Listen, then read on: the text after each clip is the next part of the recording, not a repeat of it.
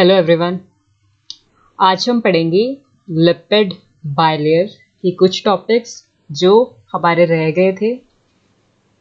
कौन कौन से? That is glycolipids, sterol, micelle, lipid raft and liposomes. ये जो ग्लाइकोलिपिड्स एंड स्टिरॉल हैं, ये तो बेसिकली कंपोनेंट्स हैं लिपिड बायलेयर के। ये कवर करेंगे और बाकी के कुछ इम्पॉर्टेंट टॉपिक्स कवर करेंगे। तो आज का लेक्चर स्टार्ट करने से पहले मैं एक थॉट से स्टार्ट करना चाहूँगी आज का lecture. That is efforts you are doing today that turns into the fruits that you need for tomorrow. Which means कि जो भी आप अभी एफर्ट्स कर रहे हो वो थोड़े टाइम बाद जब रिज़ल्ट देंगे तो वो जो रिज़ल्ट हैं वो आपके उस टाइम के लिए क्या होंगे? फ्रूटफुल होंगे, उस टाइम के लिए अच्छे होंगे। तब आप उन रिज़ल्ट्स का अच्छी तरह से यूज़ कर पाओगे and that is beneficial to you. तो मेन चीज़ क्या है कि अभी आपको कांस्टेंट एफर्ट्स करने फॉर व्हाट यू अचीव या for what you do. Okay, now let's start. First is glycolipids. What are glycolipids? Glyco means glucose. तो वो लिपिड्स जिनमें बेसिकली क्या प्रेजेंट होते हैं? जिनमें कार्बोहाइड्रेट्स जिनके साथ अटैच्ड होते हैं कोवलेंटली। क्लियर? जैसे कि हमने डायग्राम देखा था, जिससे एक लिपिड है। आई थिंक ये मैं पहले भी बता चुकी हूँ। एक लिपिड है और अगर लिपिड के साथ बेसिकली क्या अटैच्ड है? कार्बोहाइड्रेट चेन अटैच है। क्या अटैच है? कार्बोहाइड्रेट चेन अटैच है। तो इस बेसिकली इस पूरे लिपिड को क्या बोलेंगे? That is called the glycolipid. Clear? और ये कोवलेंटली अटैच है। कोवलेंटली का मतलब होता है कि ये बेसिकली टाइटली अटैच्ड है, इस तरह के इंटरेक्शन है। और ये कहाँ होगा जनरली? इन आउटर लीफलेट, यानी जो आउटर बायलेयर है उस पर प्रेजेंट होगा ग्लाइको, उस पर प्रेजेंट होंगे ये जो ग्लूकोज है, दैट इज कार्बोहाइड्रेट्स। अब जानते हैं इनकी टाइप्स। ये दो तरह के होते हैं, neutral glycolipids and charged glycolipids. नाम से आपको पता चल रहा है न्यूट्रल। न्यूट्रल मीन्स जिसमें कोई भी चार्ज प्रेजेंट नहीं होता, और चार्ज का मतलब जिन लिपिड्स पे, मतलब जिन ग्लाइकोलिपिड्स पे एक पर्टिकुलर चार्ज प्रेजेंट होता। आइए जानते हैं इसके बारे में कुछ डिटेल में। तो सबसे पहले हम पढ़ेंगे रिगार्डिंग द न्यूट्रल लिपिड्स। ये जो न्यूट्रल ग्लाइकोलिपिड्स हैं ये दो तरह के होते हैं। एक होते हैं सेरेब्रोसाइड और एक होते हैं ग्लोबोसाइड। अब ये जो बेसिकली सेरेब्रोसाइड है, ये सेरेब्रोसाइड्स होते हैं जिनमें एक ही शुगर प्रेजेंट होती है, that contain the single sugar. और जो ग्लोबोसाइड्स होते हैं जिनमें दो या दो से ज़्यादा शुगर्स प्रेजेंट होते हैं, दैट आर ग्लोबोसाइड्स। तो ये बेसिकली ये चीज़ याद रखना, न्यूट्रल ग्लाइकोलिपिड्स वो ग्लाइकोलिपिड्स होते हैं जिन पे कोई चार्ज नहीं होता एट pH 7। और ये दो तरह के हैं, that is cerebroside and globosides. I think आपको ये चीज़ें क्लियर हैं। Now the next one, that is the charged glycolipids. Charged glycolipids का मतलब क्या होता है कि जिन पे एक पर्टिकुलर चार्ज होता है at pH 7। इसमें हम बेसिकली बात करते हैं गैंग्लियोसाइड की। Ganglioside bear negative charge at pH 7। ये चीज़ याद रखना। कौन सा चार्ज होता है इन पे? नेगेटिव चार्ज होता है। These are basically the glycosphingolipids that containing the sialic acid. अब हमने ये पहले भी डिस्कस किया था ग्लाइकोस्फिंगोलिपिड्स के बारे में। अगर आपको याद नहीं है आप मेरा पिछला वीडियो देख सकते हैं। ग्लाइकोस्फिंगोलिपिड्स बेसिकली होते क्या हैं कि जो स्फिंगोलिपिड्स जिनमें बेसिकली वो जो एक्स ग्रुप था, यानी कि स्फिंगोलिपिड्स जो बैकबोन है उसके साथ जो एक्स था उसके साथ उस एक्स में बेसिकली क्या प्रेजेंट है, दैट इज दी कार्बोहाइड्रेट्स। ठीक है, और उन कार्बोहाइड्रेट्स में से किसी भी कार्बोहाइड्रेट पे क्या लगा हुआ है, सियालिक एसिड। तो अगर सियालिक एसिड अटैच्ड है उन कार्बोहाइड्रेट में से किसी के भी साथ तो वो क्या बन जाएंगे, that is ganglioside. Clear.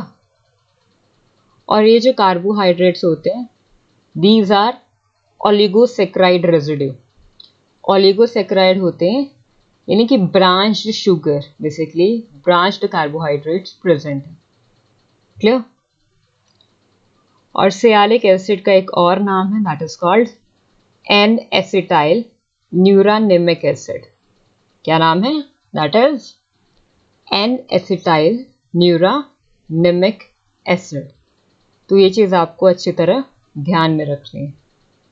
I hope this is very much clear to you.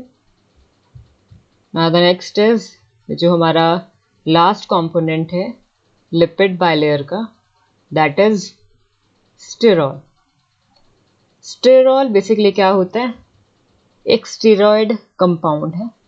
अब आप सोच रहे होंगे कि स्टेरॉयड क्या होता है, जिसमें एक बेसिकली ये होता क्या है, फ्यूज्ड 4 रिंग्स स्ट्रक्चर, यानी जो 4 जो बेसिकली बेंजीन रिंग है वो आपस में फ्यूज्ड है और उसमें से जो एक रिंग है उसके साथ एक हाइड्रोकार्बन टेल लगी है।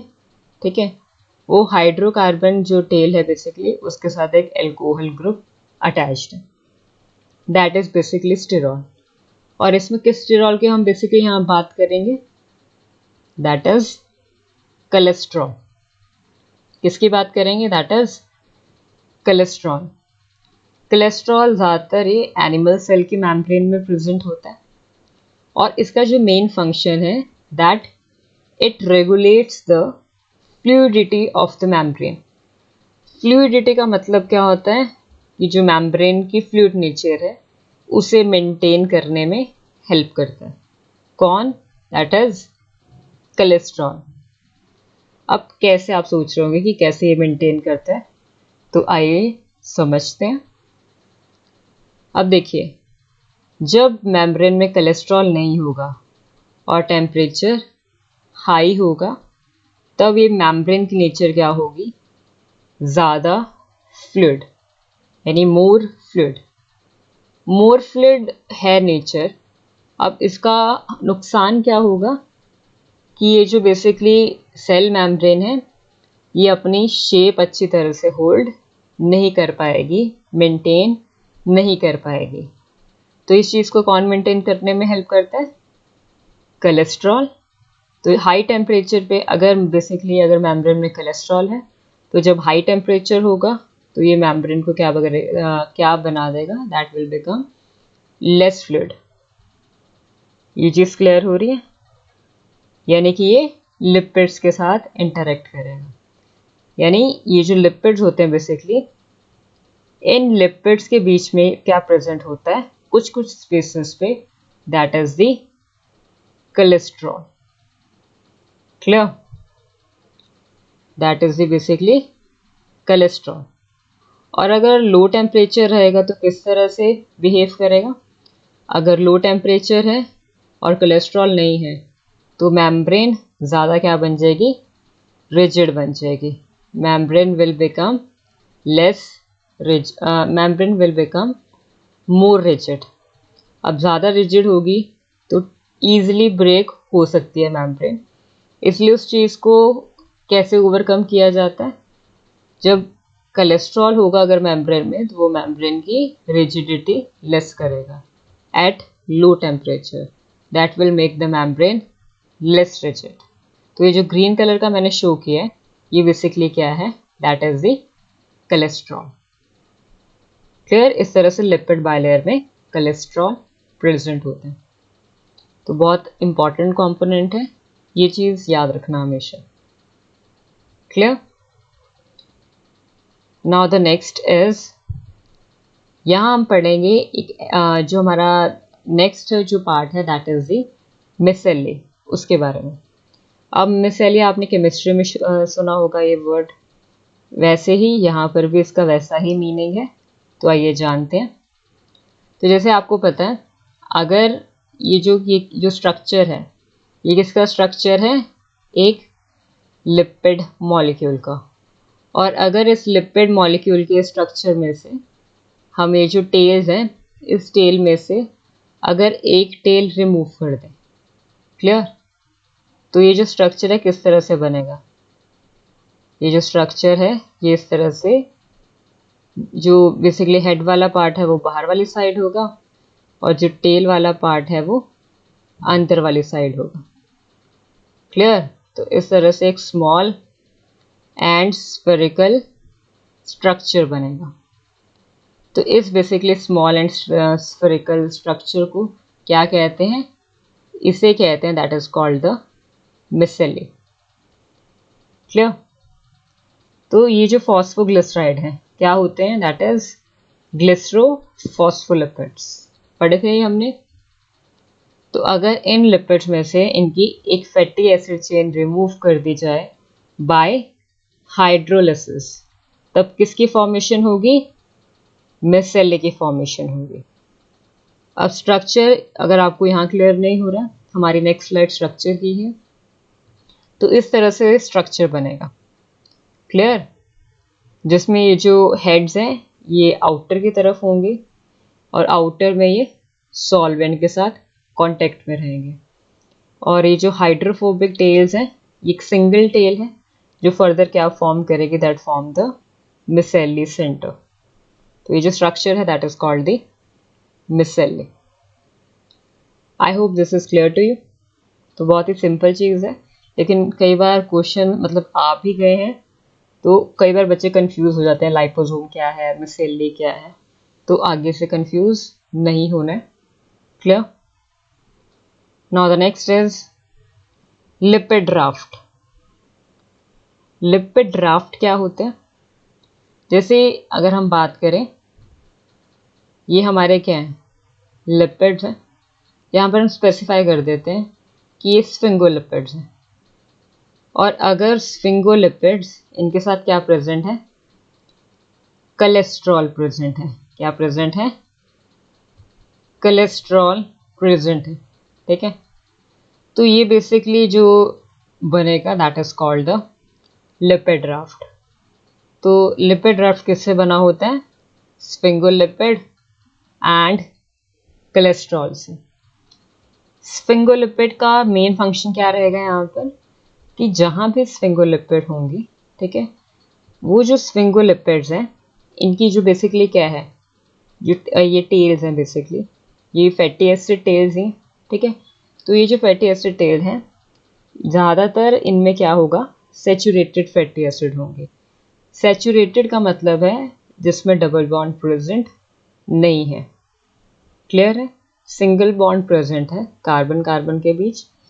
तो स्फिंगोलिपिड्स जहाँ भी प्रेजेंट होंगे उनकी जो उनमें जो फैटी एसिड्स हैं वो ज़्यादातर सैचुरेटेड होंगे, मीन्स नो डबल बॉन्ड, जिस वजह से वो जगह, वो रीजन सेल मेम्ब्रेन का रिजिड होगा। क्लियर? यानी ज़्यादा रिजिड होगा as comparison to the other region of the cell membrane. और रिजिड होने के कारण उस जगह की जो वो जगह बेसिकली ज़्यादा ऑर्डरली मेंटेन होगी, ज़्यादा टाइटली पैक्ड होगी as comparison to the surrounding bilayer. ये चीज़ क्लियर हो रही है? अब ये जो नेक्स्ट था कोलेस्ट्रॉल, एक तो स्फिंगोलिपिड होता है, दूसरा लिपिड राफ्ट में क्या होता है? That is cholesterol. अब कोलेस्ट्रॉल का मेन फंक्शन यहाँ पर क्या है? That have the higher affinity to raft sphingolipids. यानी ये जो स्फिंगोलिपिड्स हैं इनकी तरफ ज़्यादा एफिनिटी होती है, तभी इनसे अटैच्ड होते हैं as comparison to the unsaturated phospholipid.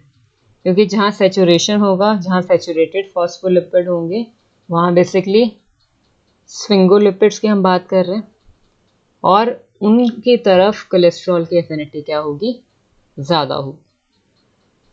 ये चीज़ क्लियर हो रही है? तो ये बहुत ही इंपॉर्टेंट टॉपिक है लिपिड राफ्ट का।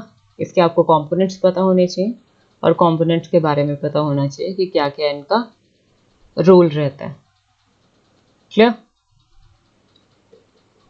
Now the last is liposome. अभी हम बात कर रहे थे लाइपोसोम की।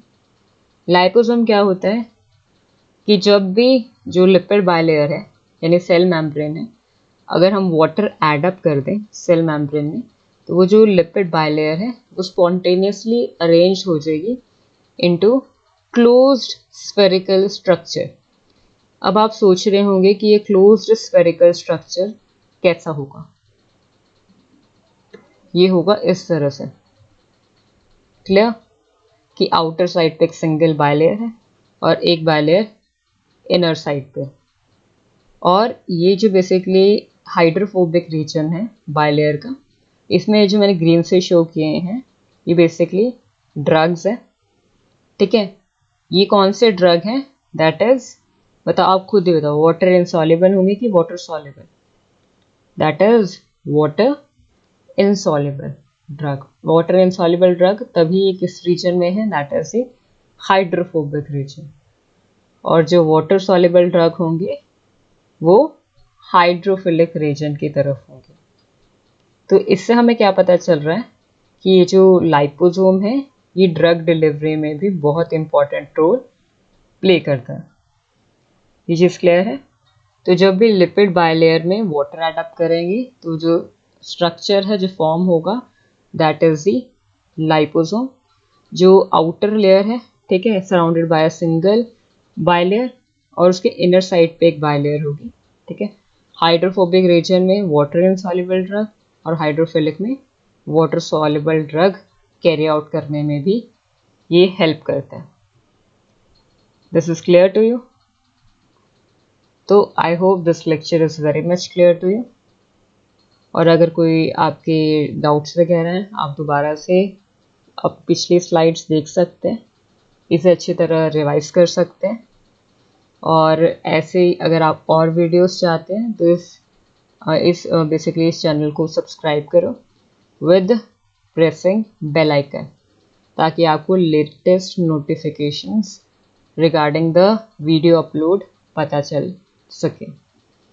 क्लियर? Thank you.